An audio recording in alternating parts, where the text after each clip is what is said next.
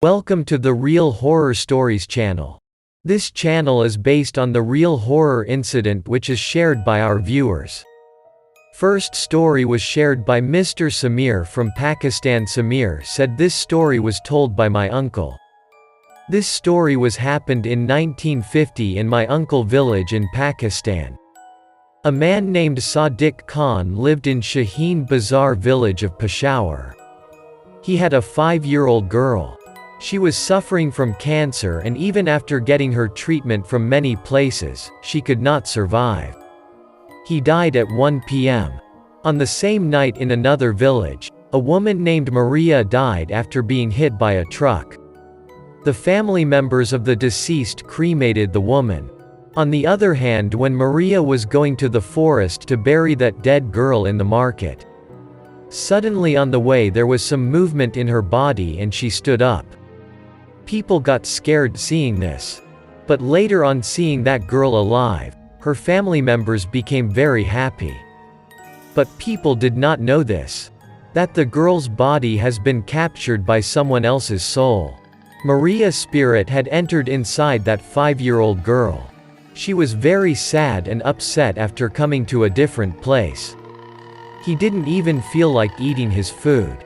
But his mother used to feed him with her own hands.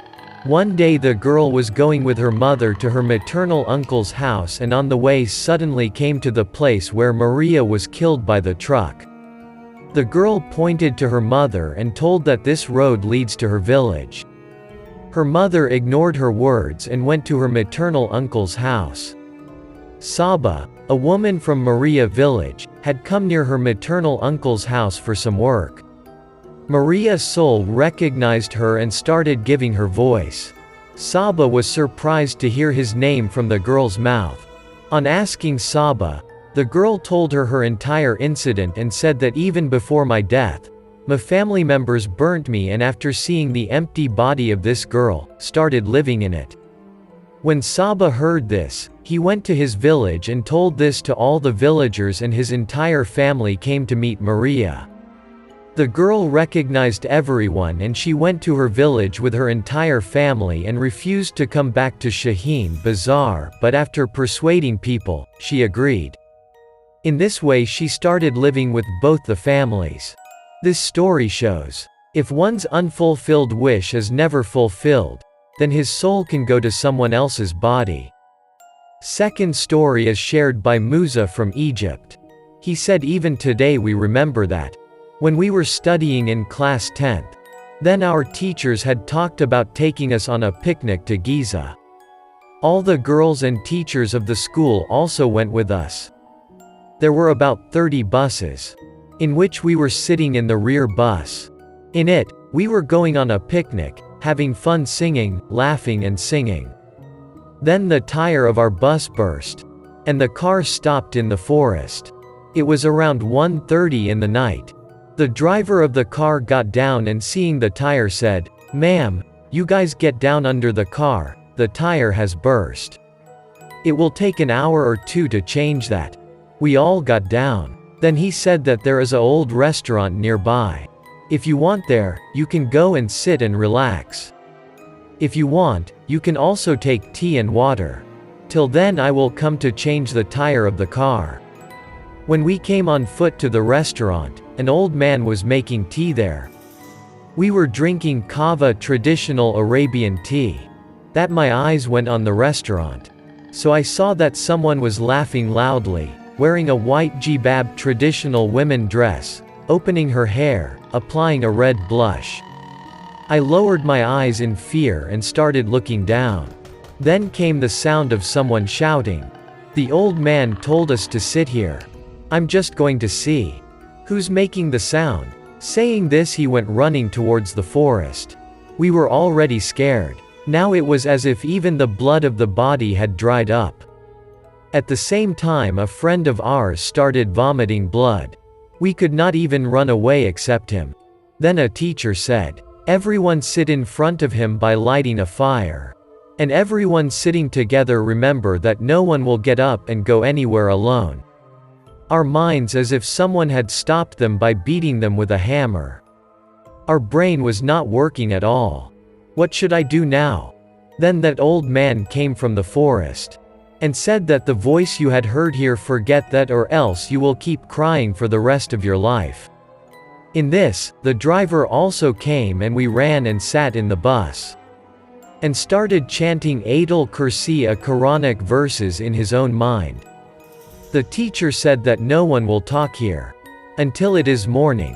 We returned from picnic after a week, when most met in school. So this incident was told to everyone. Even today when we hear that our children are going for a picnic, then we remember our old incident. That's how we had escaped.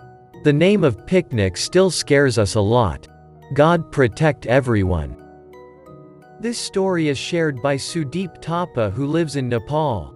Sudeep Thapa said, "This is the story of my grandfather friend who was working in a factory. His name was Kunal Mayank. He had no faith in any ghost. He considered ghosts to be just the delusion of the mind. One day some work had increased in his company, due to which he was late in coming back home. He left his office late at night. He was on his bike. After walking for some distance, his bike broke down. Now he took his bike on foot. After some distance he saw a bus stop. He stayed there for some time. A monk came and sat beside him. The monk was keeping a bidi, type of a traditional cigarette, with him. He was smoking it in a strange way. The boy had a habit that he would start talking to anyone. He also started talking to this monk.